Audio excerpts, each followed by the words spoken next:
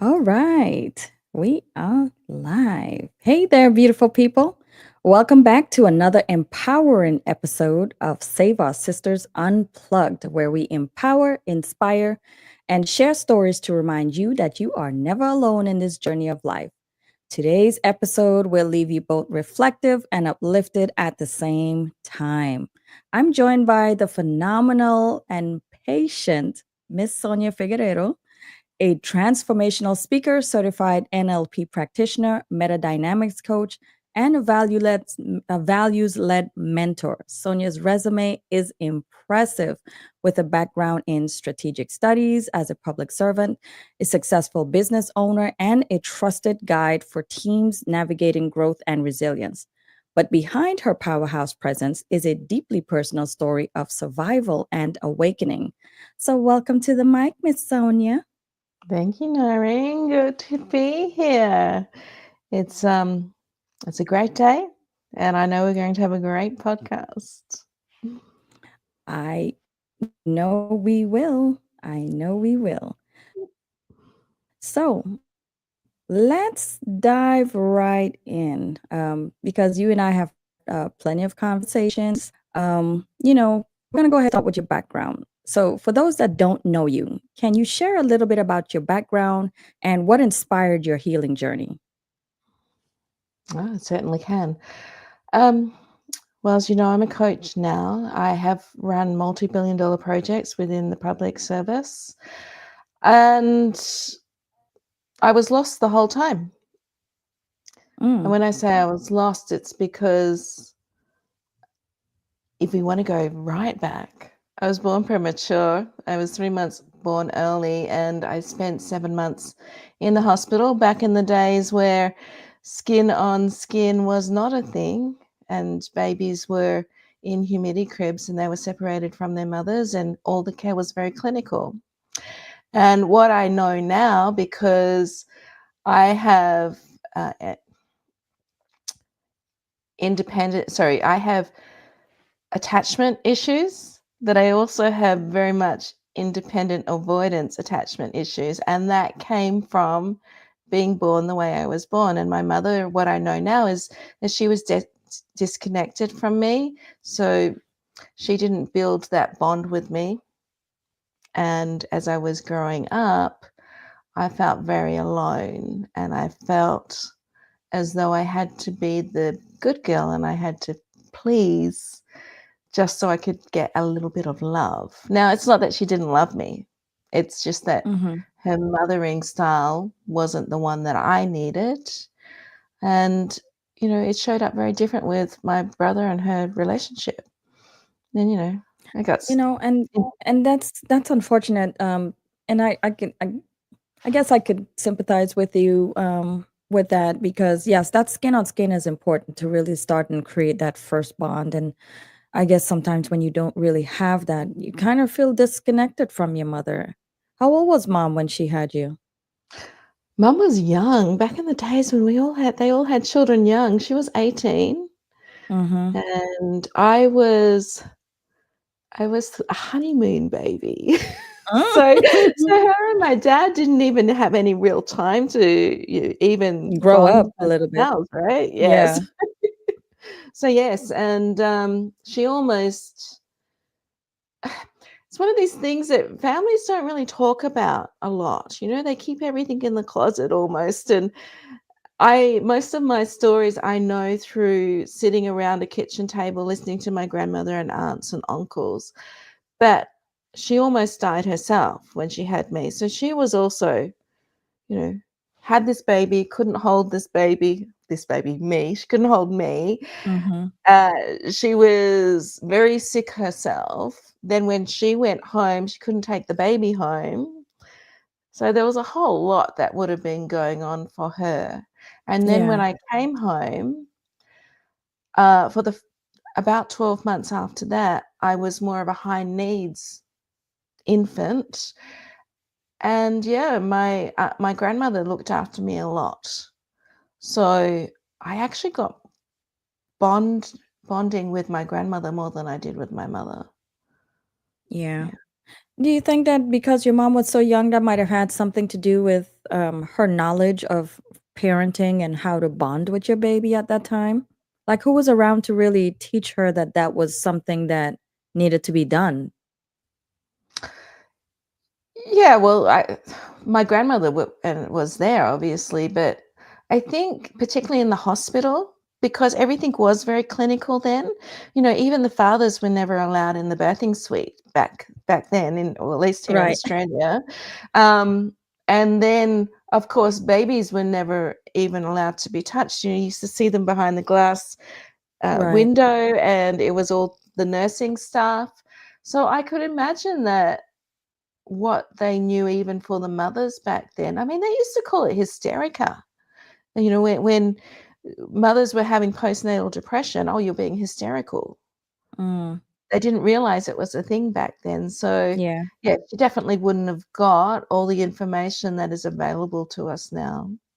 Yeah, and I feel like that's disadvantage back then. I mean, not knowing things that they know now with studies and medical science and human interactions. If they were to go back, I'm sure they could change so many different things and so many ways of doing things. So, yeah, I would say back then they didn't know that that would have been a thing, but human touch is important and you really Yeah. need that for survival. Yeah, in the 19 I think it was the 1970s, they finally started realizing research, Mhm. and some a doctor in Hungary, I wanna say, developed the kangaroo care, Mm. and what kangaroo care is, I don't know if you know, but it's almost modeled on some cultures. They realized that the mortality rate for children and the ability for them to have the co-regulation they need was, even if they're severely prem and they need the machines, to still have the skin to skin. So Mhm. they get the mother for bonding and the father to be wrapped up with the baby, and they also have volunteers to make sure that the baby is hardly left in a humidity crib for very long. It's all about that skin to skin. Yeah, that skin to skin is Mhm. definitely important. Now, did they even encourage breastfeeding back then? Was that always a thing? It was always a thing, Oh, okay. yes. Oh, Um, that's good. yeah, I don't think formulas if formulas were available, they would have been horribly expensive. But my mother would have had to have, I guess, breast pumped because I would have been given it through a tube. Yeah. Things were so different. But you're not Mhm. you're not that old. You're not you're like you're you're making it seem like you were just back in the ancient prehistoric Ah, days. I know things were a little bit different though. I don't know, have you seen the '80s fashion? I'm just saying. Yeah, I had a girlfriend, she's older than me. She's almost 60 and she was trying to explain to me what the what do you call it, the sanitary napkins with the belt was. And I was like, "What? There was a belt?" Oh, So I know that things are a little bit different and things were done back then differently because, you don't know what you don't know. no, And through human interactions and research and watching how people interact, and you tend to change things up. So these hospitals, they definitely encourage a lot of that skin to skin now, even for the fathers. Fathers are allowed to be part of the birthing process, which I think is super important. They yes, have paternity leave instead of only having maternity leave. So everyone's engaged. Now people are doing birthing rooms and water births at home, and it's it's just a different world now. So when we spoke, you mentioned how your relationship with your mother has shaped parts of your identity. So what in explaining that, what does the term mother wound mean to you? mother wound will show up with anyone, and sometimes when people talk about mother wound, they'll talk about it as it was something that physically may have happened to you, and my mum was great with the rod. And, but it can actually even be just through verbal. So I had both. I had the verbal, and I also had the wooden spoon, Mhm. which was broken several times. I can laugh about it now, but oh man, I can remember some of the punishments were pretty cruel. Oh, yeah. Uh, but again, it was the times, right? Fortunately, we've moved on from that space in most places these days. But mother wound is when you have a little bit of trauma. And when I talk about trauma, I don't actually talk about, it doesn't even have to be physical. It can be verbal. It can be mothers, because they're the main caregiver, they are so pivotal to a child's development. And sometimes it's just as a little bit of a mother could have dismissed something and the child could have gone, oh, so I'll give you an example. A child could be playing in a room and playing quite happily in the room, and the mother's happy for the child to play in the room, and child's in its zone, it's smiling, laughing, and then an elderly aunt walks in and goes, oh, you're too noisy, I can't have that, and the child shrinks. Right. And that's what happens. That's essentially what a mother wound is. And we don't mean to do it, but it happens. It depends on what degree it happens. And that shapes not your personality, but little traits that you get, like the Yeah. good girl, the people pleaser, the perfectionist. That's what it shapes. You're shrinking, like you said, Yes. and not celebrating yourself because you don't wanna seem like you're just, showing off. Some people can take that a different way too. So Yes, I looking can. back, what were some of the earliest signs that you were carrying wounds from your childhood into your adult life? From my childhood, good question. I struggle to have memories from about the age of 6. Oh, really? So yeah, and the memories that I do have are basically through photographs. So there was a lot happening even then. But I think the standout, and this has only just come out because I do inner child work, and I also have inner child work done on myself. And there's a memory that quite recently came up. It turned out that I was 4, and it was before my mother had my brother. We were lying in a caravan because they were building their home at the time. And I was lying on the bed with my mother, and she must have been heavily pregnant because I can picture a pregnant body. Mhm. And she wasn't holding me. I was just lying next to her. So, mum and daughter would normally have been cuddling on a bed, but she was just lying there, and she was talking about my brother. And I had, she was talking about, baby's going to be born soon. You'll be a big sister, all that. And I just had this overwhelming sensation that this baby I wasn't wanted anymore. She wasn't talking about me the way she was talking about my soon to be brother. Right. Yeah, for me, the conversations were always quite clinical, or I would get into trouble. So that's most probably when I first realized I had to be the little helper. So I was Mm. shaped from about the age of 4. I learned as soon as my brother came into the world that I just needed to help. Wow. Yeah.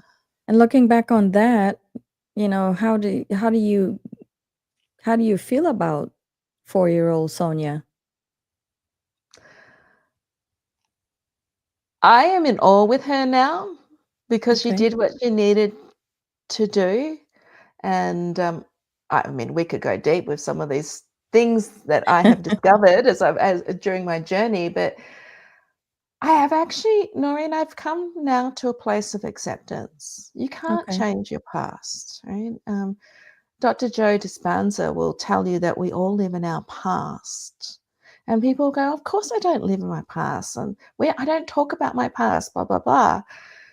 But you do, if you're repeating the same things day after day, then you are living in the past. Yeah. And people allow, and I was one of them, our wounds to dictate how we're going to show up in life each and every day. Yeah, And you I are used to absolutely allow right. it to really, yeah, I used to get, I would get angry. I would get, um, "Why did this happen to me?" I would get really sad. I went through anxiety and anxiousness, and so, I have what they call fearful abandonment issues. One because of my birth, and one because my caring, but also too because I didn't I would do everything I could not to get into trouble. So I was always Right. living in that fear state. I don't do that anymore. And it's taken a while, but I come from a place of acceptance now. And that's a beautiful thing. I It's only think been so. about, yeah, it's only become like, really, it's been 6 to 12 months, but I can look at things now and just go, "Okay, that happened." But that's not who defines me now. I am so happy that you said that. And I'm glad that you were able to overcome that because, like I said, looking back at your life as a grown up, looking back to your childhood, you tend to understand things a little bit more than you did when you were actually going through it. Obviously, because you're four, what do you really know about life? Um, but what I want to say is many women, they silently carry similar struggles.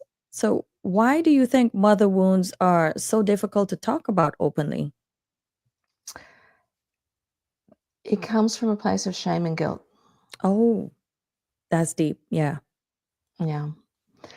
And it's not our guilt or shame to own, but it's what happens because we're all human, obviously, but we are culturally born to be within a tribe. And if you don't fit in or if you do something wrong, it comes from a place of guilt. So, for example, you get into trouble. You might not Hmm. get into trouble from your mom, but you might get into trouble from your grandmother or your aunt or your uncle, and you don't want to be in that place because you need to fit in and belong. And the Right. shame is an internal part of us where it's the if I did more, if I was more, if I be more. And so then we feel like we did something wrong. Yeah. And the reality is we didn't do anything wrong. You didn't do We did anything at the all. very Is it? best we could do. Yeah. Yeah. I agree. And that's an excellent answer, Sonia. That is an excellent answer. A lot of people live in that realm of shame, and it's not theirs to carry. No. It is not theirs to carry. Do you think mother wounds, well, you said it could come from a place of, well, you didn't say it, but can it come from a place of abuse as well? Oh, 100%. Yes. Yes, it can. Um, and that's both physically and verbally. Mhm. Yeah. A lot of people, when they say mother wounds, though, they will talk that they'll look at it from the higher level, and that's, the look, the constant, you represent your family's name, Oh, and, the shame, I come from a European background. I used to call it European mother guilt. oh, And European mother so guilt. yes. So it was always, yeah, it was almost like shaming you into doing something. But yes, 100%, and, I've told you that, my mother used to use the wooden spoon very well. Yeah. And that is one of the hardest ones because no one, particularly because we don't talk about it, Noreen, everybody thinks that they had the perfect upbringing, the, loving environment, the loving mother, and that's not always the case. No. And I'm surrounded by quite a few women who fortunately are now starting to talk about what happened because they felt as though they were isolated and it was unique to them. Mhm. But the more we talk about this, the more we realize, I wish I had the stats.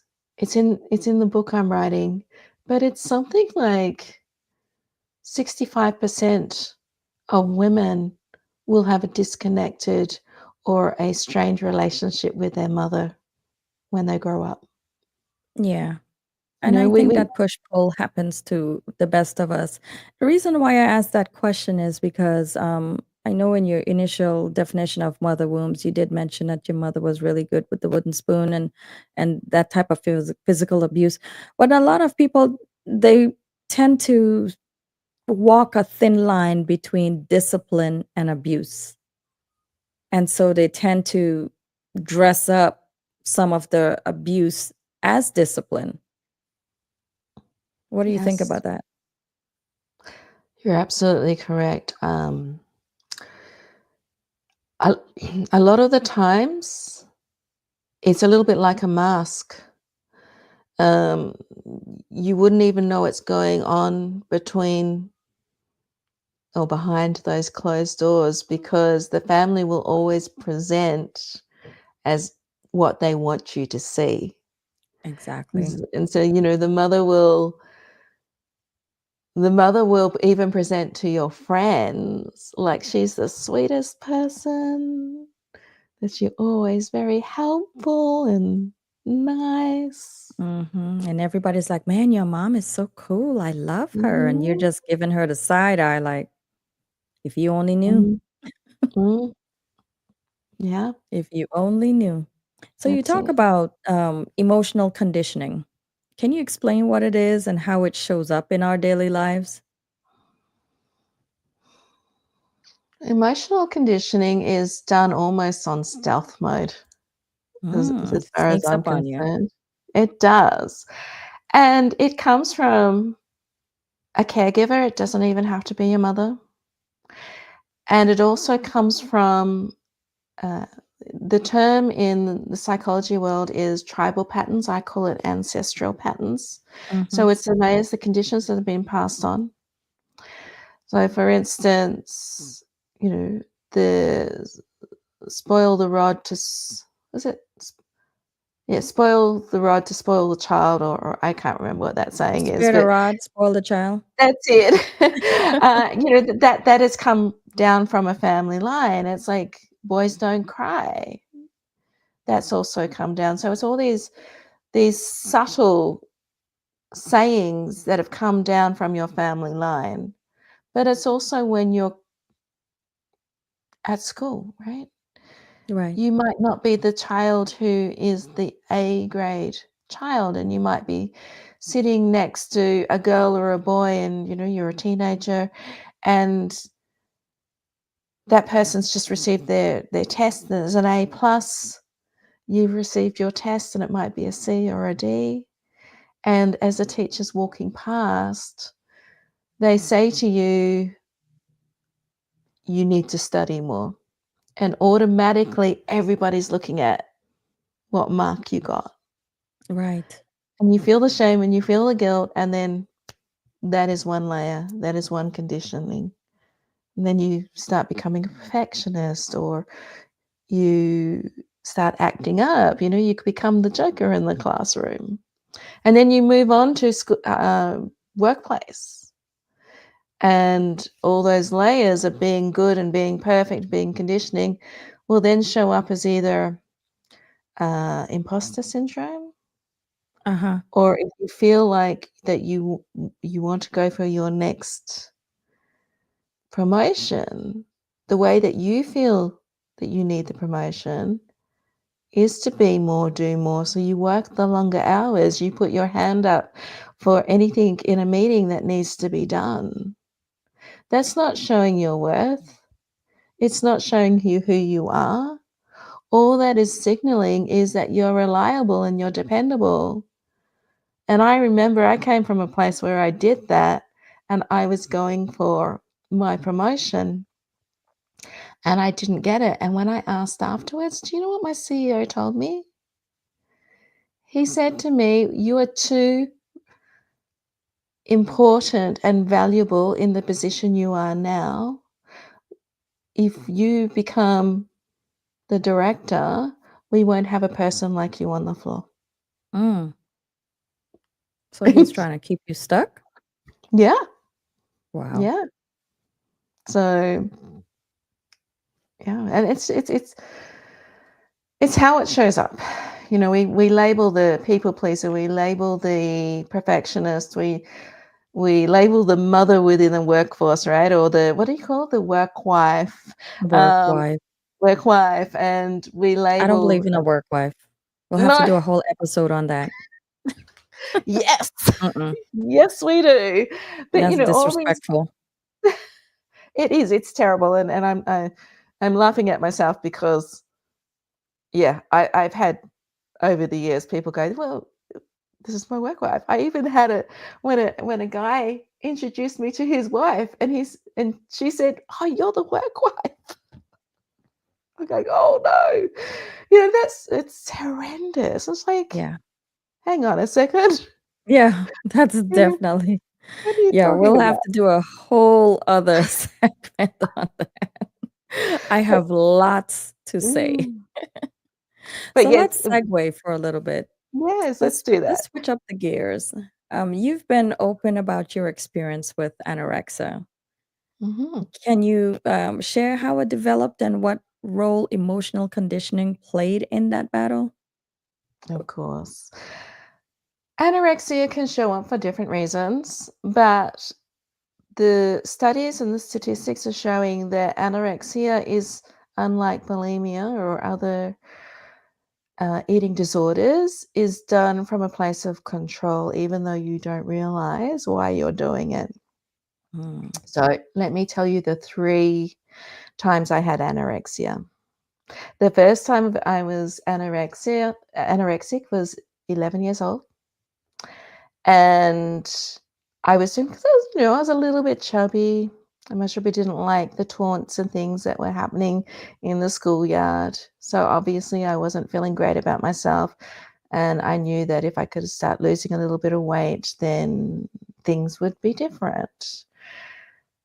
And I started getting the attention. My girlfriends were saying things, and my mother, though, she was really proud of me. So I was getting the attention that I was craving and that I needed, and that was a form of my mum's paying attention to me. My mum must oh, love me wow. because all of a sudden, there she is complimenting me, wanting to go Oh, out and wow. buying clothes for me. And so that happened. I was starving myself, and I was cunning. I was really cunning about how I would do things. Like, I would say things like, so it also almost taught me to lie as well, whilst I'm thinking of saying it out loud.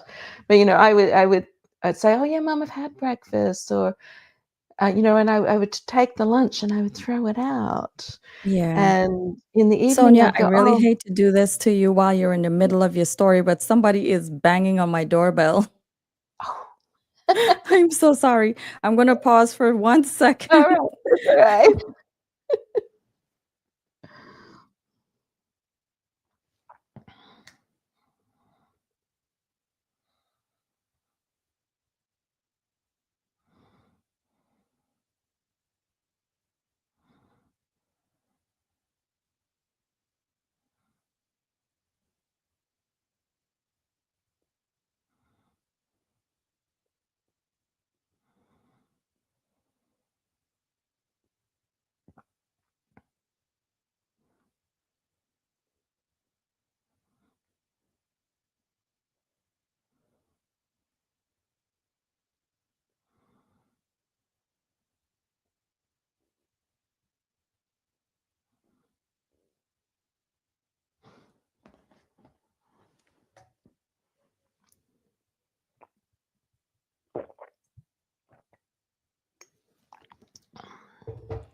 Okay, Okay. I am back. I apologize. My grandson's bus just came early. Oh. Of Well, no, all we the have to get days that him. the bus is gonna come early, it would be right in the middle of the interview because I was thinking we would be able to finish up, before I had to go and let him in the house. That's all right, we have to get him to school on time. Yeah, yeah, Yes. absolutely. So please Mm. continue.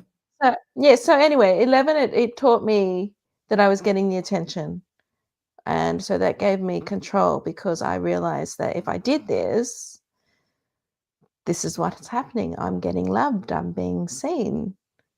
Mhm. Until I got found out. Then I got a whole lot of different being seen by my mum. So that was my 11-year-old self. Then my 21-year-old self. It showed up. My mother had leukemia. She was in hospital. She had almost lost her life. And I was getting married. And my husband was on the other side of Australia. And when I talk about the other side of Australia, you might as well be going to Europe. It was a big distance. And so I had lost my fiance and the only rock, I will call him. Eh, Mhm. he was gone, and so I was all alone, and I was caring for my household. So I would work. I was working, I was studying, and I was coming home, and I was cleaning and cooking and doing all that. And life felt really chaotic, and life felt um there was a whole heap of guilt going on there because, my mother was sick and I didn't know what was happening. And yeah, I was about to embark on a new life. And I was about to leave this home state that I was in. And there was that whole mother daughter, daughters are always there for life type thing going on with me because I always thought you had to be a good daughter. Yeah. And so anorexia came knocking on my door again. And Mm. before I knew it, I wasn't eating or hardly eating at all. And then, of course, you started getting attention. You're feeling good, you're looking good, everyone's giving you compliments. And I most probably, if I'm honest, I most probably did enjoy those compliments. But at the end of the day, my life was so out of control. That was the one thing that I could get up in the morning and control. Mm. And then my So you were third on a cycle. I was. And then my third time, do you know when that showed up? In my late 40s. Wow. In my late 40s. And what was going on then? My mother-in-law was passing away. My husband, again, was on the other side of Australia. I was working full time. I had a project that was going through to committee to government, and it was an important project. It was $5 billion worth of acquisition going on. So it was a lot of money. Wow. And we had a very short time frame to do it in. I was driving backwards and forwards from Canberra to Sydney, so 2.5 hours, 3 times a week, in the middle of the day and in the evening, because my daughter was in WNBL basketball team. Mhm. So everything was out of control. It was pure chaos, and so the eating Wow. disorder showed up again. Wow. Yeah. So you can pretty much pinpoint each moment of your life when this showed up and why. So Mhm. what was your turning point? Like the moment that you realized that something just has to change. I cannot keep going through these cycles. Well, that didn't show up until last year. Really? Yeah. So when I went out of the cycles, obviously I was working with a psychologist, and the psychologist got me to a point. Well, they obviously got me to a point because then the eating disorder subsided. But those cycles keep on going. I almost became addicted to the cortisol levels of the fight flight cycle that Mm. happens within my body. Mhm. And when I went through a period, and it could be because of menopause, could be because of my conditioning, I went through a period of high anxiety, so much so that when I went and did my master's at 49, anxiety showed up in a big way. It was on the floor moment anxiety where I wasn't breathing and I thought I was having heart attacks. That's Oh how bad my. my anxiety got. But last year, and most women will go through it. not all women, but most women will go through the what's my life about, who am I, why am I doing this, all those little things that come in our minds. My inner voice was getting so loud. But one night I woke up in the middle of the night and I knew things had to change. But Noreen, how life just gets too busy and you go, I'll get to that later. Or don't be silly. You're just going through a moment. Well, my body had had enough. It languished before I did and let me knew big time. And I ended up in hospital, went to bed one night. I wasn't feeling great that day. And even my mind was really scattered. And I went out with my daughter to a presentation and she was going, Mum, are you okay? And I'm just going, I just don't feel well. Mhm. Went to bed, 11:30 at night. I woke up and my heart was racing and I was getting pain in my chest. And I went, oh my goodness, I'm having a heart attack. I woke my husband up and he said, don't be silly, just have a glass of water. It's most probably indigestion. Mm. What can I say about that? There's a lot I can say about that. Anyway, I Is he got a up. doctor? No. I got up. I walked to the bathroom to just get a glass of water, and I just fell on the floor. And Oh I my went, goodness. "I'm having a heart attack." Now, this is the part I say to the people I talk to, "Don't do this." We were 10 minutes from the hospital, so we got in the car. Don't ever do that. Always call an ambulance because you just don't know what's going to happen when you're driving in a car, right? Something could happen. Of course. But we did it. I got to the hospital. My heart rate was beating at 170 beats per minute and climbing. They That lasted for 3 days. They couldn't get it down. They threw everything at it. I did the MRIs, we did the blood tests. My heart was completely healthy. What it turned out to be was atrial fibrillation. And that, when you're in your 80s, the statistics are around 75% of people will get it, not in your early 50s. Right. And the doctors, in the end, they said it was stress, it was the cortisol. So when I say my body was addicted to cortisol, I could Oh, never, wow. I never had a period of complete rest, and nor did I ever allow myself to have complete rest. And the defining moment was on day 3 in the evening, the heart specialist came and he said to me, right, if this is not down by tomorrow morning, you are booked in to go to the IC and we are going to stop your heart and restart it. Wow. That's a Yeah. scary moment. Oh my goodness, it was freaking scary. Yeah. And it was like that was to me was, and he was like, "It's okay. It was almost like it was we're really good at this. It works." And I'm just going, "What if it What? doesn't start again?" Yeah. You I know? mean, that's a very good question. Yeah. And so then in that moment, I went, my son was living in Vancouver at the time and starting his life there. My daughter was here, my husband is very traditional. I love the man to bits, but he's a traditional man.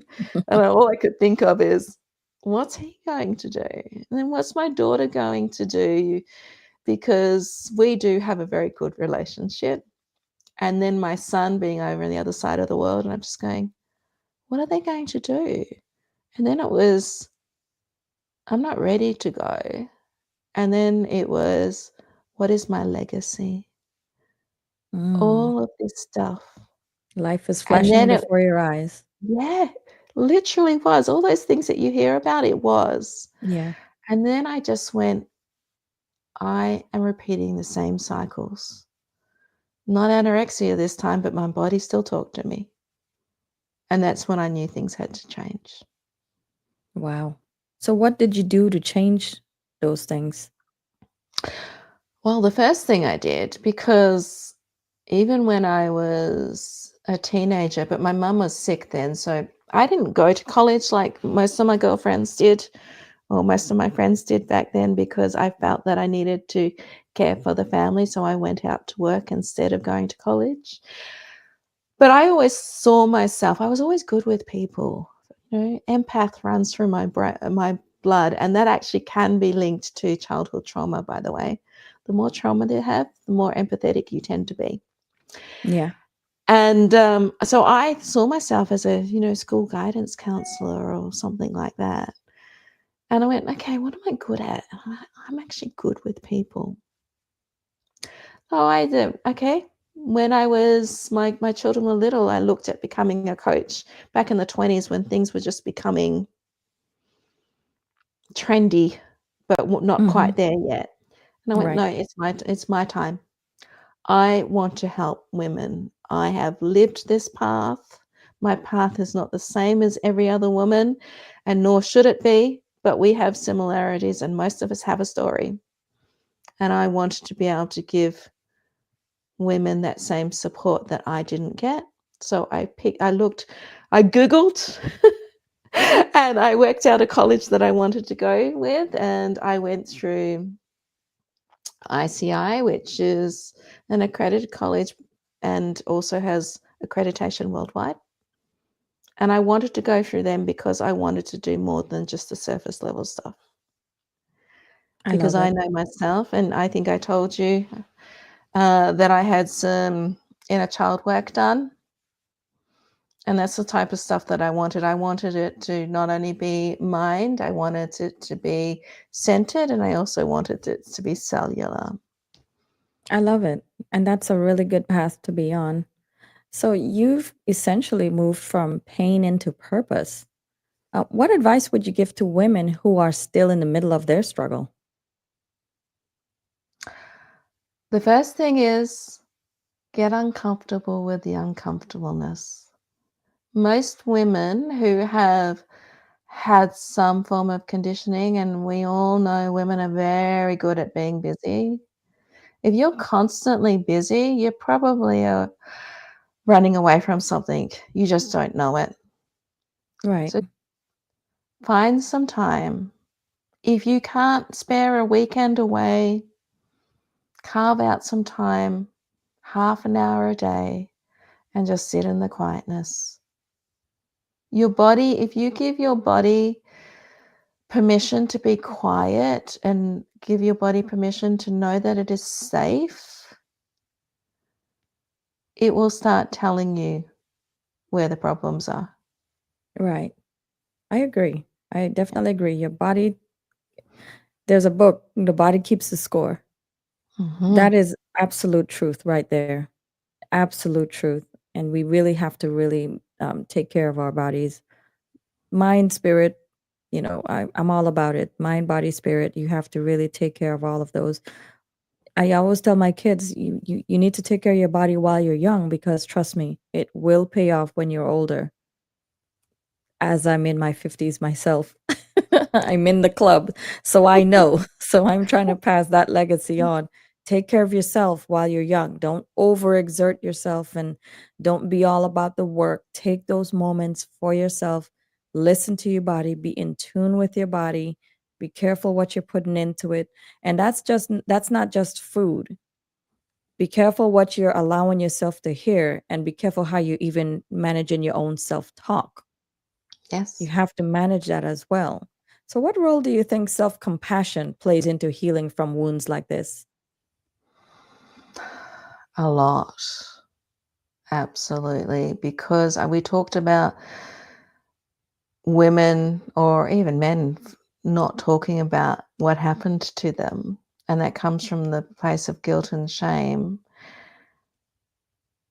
And we're not forgiving ourselves because we feel as though it was our fault. Right, It wasn't our fault. And the best thing you can do is thank those parts that kept you safe. Whilst you're going through it, you might feel like you weren't being safe because some horrible, mean, nasty things were happening to you. But your body knew how to keep you safe. So now it's time. to give your body the love and the acknowledgement that it did what it needed to do, and it was strong and it was resilient. I love it. I love it. And that is all facts. All facts. So if you could speak to your younger self, Sonia, knowing now what you know, well, yeah, knowing now what you know, what would you tell her? As soon as you said that, my younger self just did a Popped little in. happy dance. And 6 months ago, that wouldn't have done that. It would have retreated. I and we hear this all the time, "You are stronger than you think." So for me, it is very much what I just said with the compassion and love. You did a great job in keeping me safe. You did a great job of showing up when no one else would show up for me. And girl, you've gotta shine. Oh, absolutely. Girl on fire. I love it. I love that. So, what's one message that you hope every listener would take away from this episode? Well, if you're listening to this now and your body's feeling a little warm or a little tingly, listen to your body. Your body is telling you something, and you can do the work yourself. You know you can. You want to do it faster and in a supporting environment, look me up or look up someone who can help you, because healing should not be done alone. And healing is supported with beautiful friends and family that have got your back. And you are not broken, you are becoming. And when you come into that becoming stage, man, it's magical. I agree. I agree. And a solid village is definitely helpful. Oh, That we definitely can't do helps you to without get them. through a lot of stuff. Yeah. I don't know where And I would be without my village. Hence the mm, reason why I am an author now. But so yes. as we close, Sonia, as we wrap this up, where can people connect with you on your social medias, learn more about your work, or join your community? Yes, well, if you'd like to, I actually do have an inner, it's called the Good Girl Be Gone Inner Circle. And that is linked to a book that I will be publishing and it will be available in Yes. December. But because it is a closed community, you can't just look it up on Facebook. But if you look me up on Sonya Ray, SonyaRae, and just send me a message and say, "Hey, I saw you on Norine's podcast, Save Our Sisters." I will bring you into the circle because it's a safe circle. I don't just allow people just to join, because it's for women and it's for women to feel safe. And Yes. actually, as of this coming week, I'm going to start once a week doing somatic healing Zoom meetings with my inner circle. And we'll do some healings at the end of each week. But that's a long story in itself. You can also find me. My web page is just on the screen there. So sonyafigueiredocoach.com. Or you can just drop me a line at sonyafgrd@gmail.com. I'd love to hear from you. Perfect. Well, Sonia, thank you so much for giving us this testimony today and, talking about mother wounds, which we need to really take a deeper dive into. And of course, telling us what you could about your eating disorder, and your emotional conditioning. I think we need to really have more safe spaces to talk about that as women, because we have more in common than we don't. And when we see how much more we have in common, we can totally just keep widening those rooms where we want to feel safe. I love that you have your room and it's private and it's by invitation only. The same as I have my Save Our Sisters group on Facebook as well. You have to really be invited in because those are the places where women feel safe to express themselves and to seek guidance and advice, how to deal with your children, how to deal with your spouse. Hey, I have this eating disorder. How did you overcome it? What do you think I should do? How can I tell my spouse about it? Is a lot of things that we go through in the day because we wear multiple hats. And so having those private, safe spaces to really converse about those things is truly, truly not only a savior and a godsend, but it's necessary. It is. It is. And women need to support women because women are lonely. Yeah, I agree. Mm. I agree. You really think that you're the only one that's going through it until you get into one of those rooms and you're like, wait a Mm. minute, she got through it. She was Yeah. there, you know? It's like there was this young lady that, she was going through domestic abuse and she was putting her makeup over her eye. And I said, Had that been me, I would let the eye show. I'd be walking proudly with the eye because it's not your shame." You talked about that as well. It is not your shame. No. Why should you hide how your eye looks for people to not see what it looks like? Let him carry the shame. It's his Yes. shame to carry. Let him carry it. Yes. If anyone asks you what happened, yeah, he blacked my eye. And say it with your chest. Mm. That's Yes. really what we need to start Mm. doing. We need to start saying it with our chest and stop protecting our abusers.